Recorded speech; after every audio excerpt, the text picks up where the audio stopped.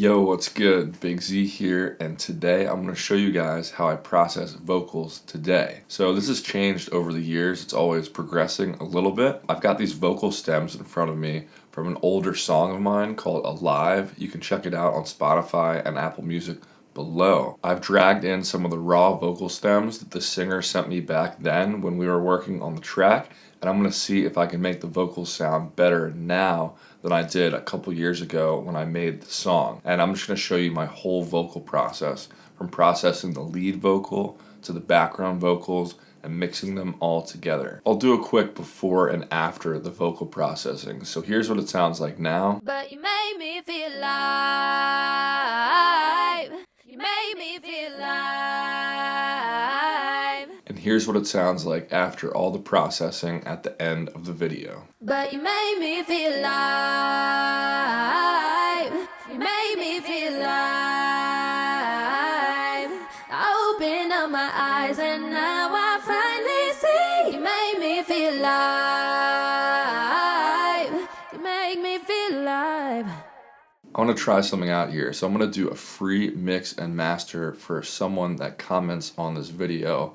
I will announce the winner in next week's video and we'll get in contact with you. So when you're working with a singer, they'll usually send you all of the raw vocal stems. So this is what it'll look like. These are the vocal stems for just the chorus, just because I wanted to simplify it a little bit for this video, but I would also have separate vocal stems for the verses and the verse harmonies, the verse doubles, the pre-chorus. So it can be a lot of vocal stems, which is why I usually try to process the vocals in a separate project.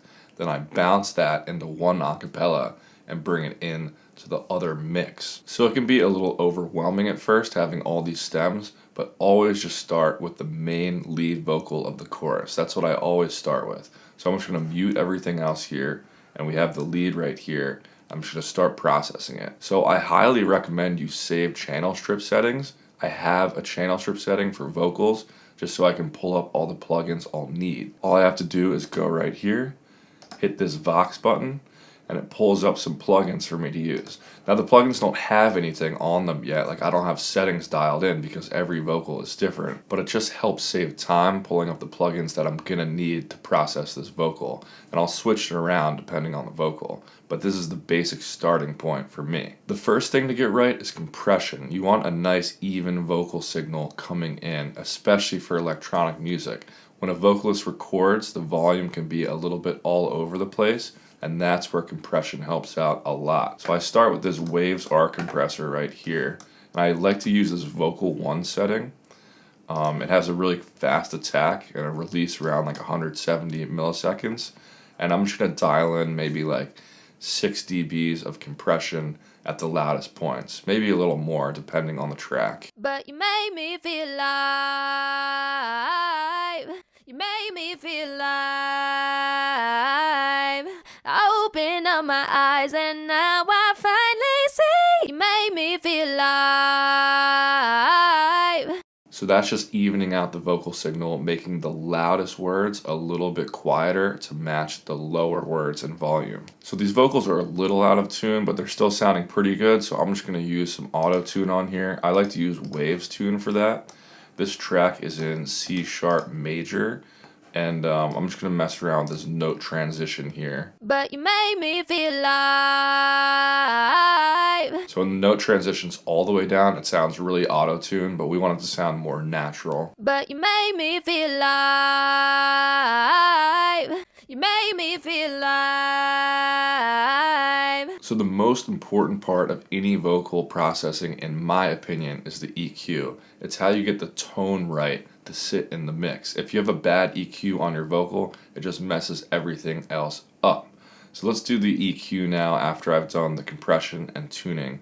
Now I can just focus on getting the tone of the vocal right. This is something that takes practice, training your ears to hear what could be wrong with the tone of the vocal and what you can fix with an EQ. But if you're ever in doubt, try to get a studio acapella from a professional song.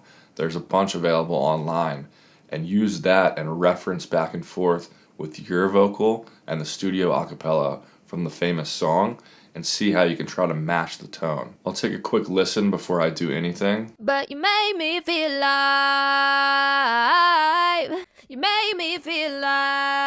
So this vocal is definitely lacking some power in the low end. It's sounding a little bit thin, and there's definitely some harsh frequencies that I can reduce in the upper range, so we'll dial those in too. But you made me feel alive.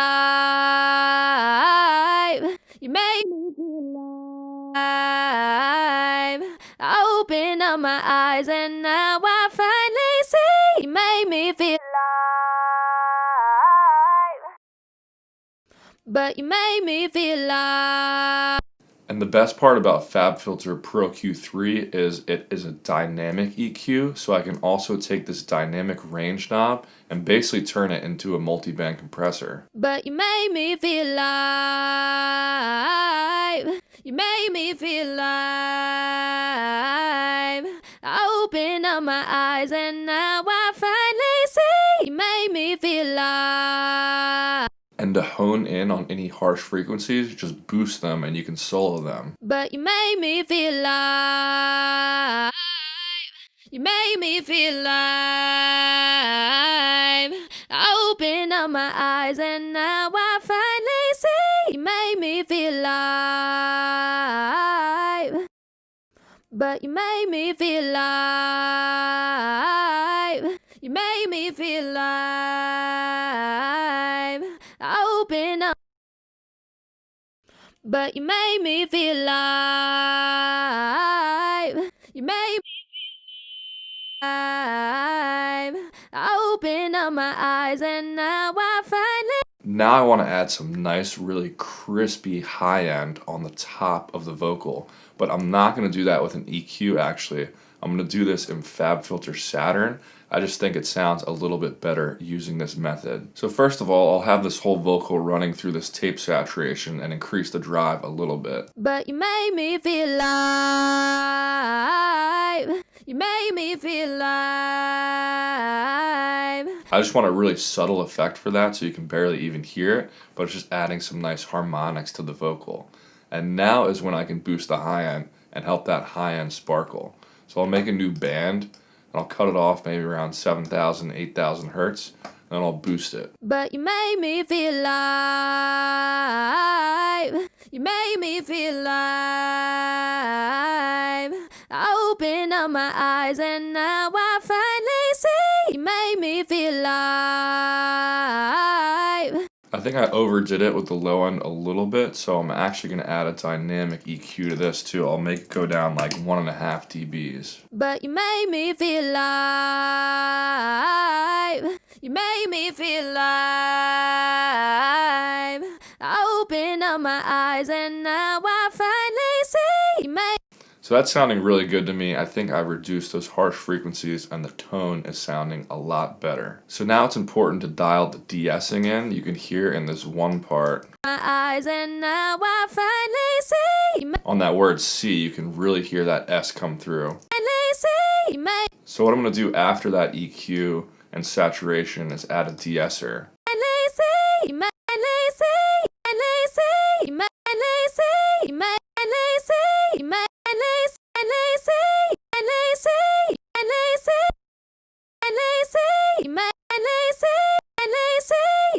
And de-essing is something that's easy to do A-B comparison.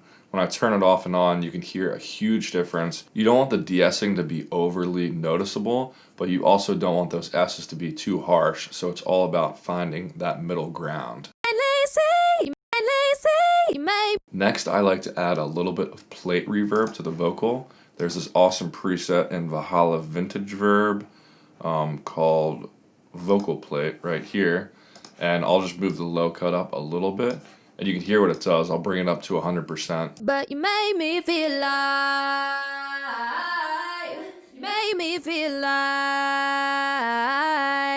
I opened up my eyes and now I finally see. You made me feel alive. So it's a really subtle difference. I'll keep it around like 8 to 10%, but you can really hear it add a little bit of roominess if you're listening in headphones. It just brings a little bit more life to the vocal in my opinion.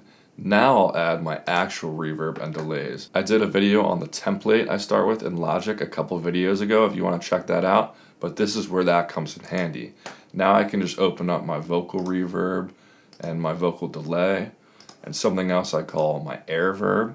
I explained all this in my last video, but I just set up all these reverb and delay buses so I can easily pull them up when I need them while I'm mixing, and I can tweak them depending on the song. I'll also send the vocal to this bus 23 here, which I have the output muted, and then I'll hit pre-fader, turn that up to 0 dB, and that way I can sidechain the reverb signal to the vocal signal. So in this bus right here, I have the reverb set up, and then I just have some EQ after the reverb, so I can just make the reverb sit in a certain space in the frequency spectrum. And then after those two things, I have this compression. This compressor is already sidechained to bus 23, that bus that has no output, so I can sidechain that reverb to the vocal signal. But you made me feel alive. You made me feel alive. I open up my eyes. Now I'm just going to copy those settings over for my other delay bus and my other reverb bus. So now all three of those buses are having the same sidechain to that vocal signal. Now I can mix in the delay and reverb. But you made me feel alive. You made me feel alive. I opened up my eyes and now I finally... You can hear the reverb just coming in between those gaps, so it's lower when the vocal is playing, so the really dry lead vocal comes through. Then in between those gaps it comes up like 5-6 dBs and the reverb comes through. But you made me feel alive. You made me feel alive. Now that we've got the lead vocal done, the background vocals are super easy. There's this command in Logic, Command Option C, so I can copy that chain over to all these other things. So I did Command Option C up here on this track. Now I'm going to hit Command Option V, and that just copies the whole vocal chain down to the next track. So these are all background vocals. I'm going to want to process them a little bit differently. So I'll solo this background vocal right here. What I'm going to want to do first is take out some of the low end, because we really just want the really low end of the vocal coming from the lead. But you made me feel alive. You made me feel alive. I opened up my eyes and now I find... Another thing I don't want is this signal from the background vocals going to that sidechain and the reverb and delay. So I just turn this bus off down here, and I want to make it a little bit more airy, these background vocals. So that's what I'm going to add in this bus, this air verb. But you made me feel alive. You made me feel alive. You also want the de-essing to be a little bit stronger on background vocals because you only want the S's from the lead vocal coming through.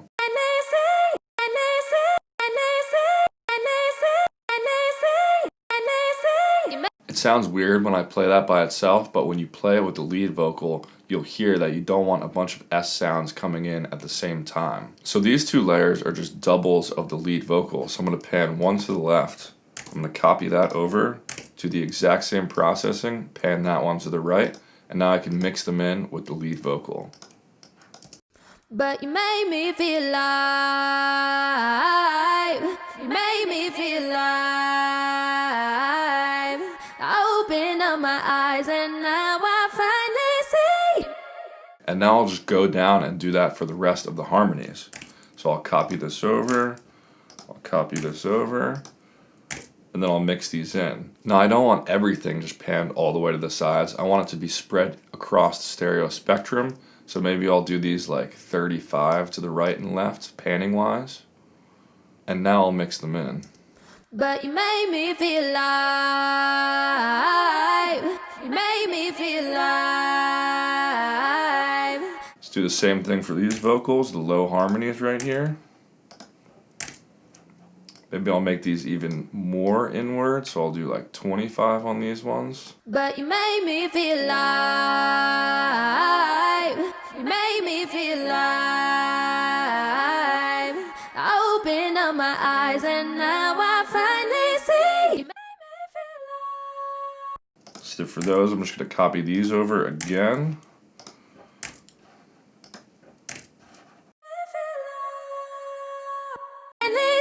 You made me feel alive. And this last vocal is just the hook line. So I'm just going to copy over the lead vocal for that one. You make me feel alive.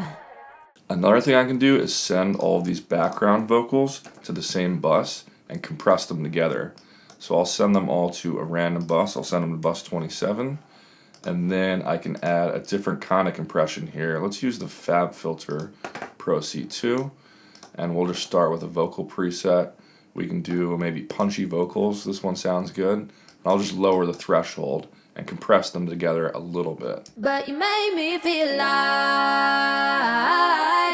You made me feel alive. I opened up my eyes and now I finally see. And the benefit of sending all the background vocals to a bus like this is now I can control the volume of them individually of the lead vocal. But you made me feel alive. You made me feel alive. I opened up my eyes and now I finally see. So now is the true test. I have the old acapella from the original song I made like 3 years ago sitting here. So let's see if the vocal processing sounds better now than I did it a few years ago. But you made me feel alive.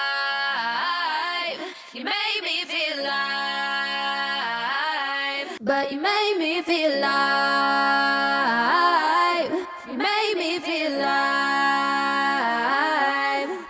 So I think that sounds a lot better. I've obviously gotten better at vocal processing over the years. The most important part, I think, is the EQ and the tone of the vocal. The tone of those old vocals just don't sound very good to me. They're very concentrated in that like upper mid range, and there's some harsh frequencies in there that I didn't reduce. So I think they sound a lot better now. Anyway, I hope you guys enjoyed this one. I'll catch you next time. Peace.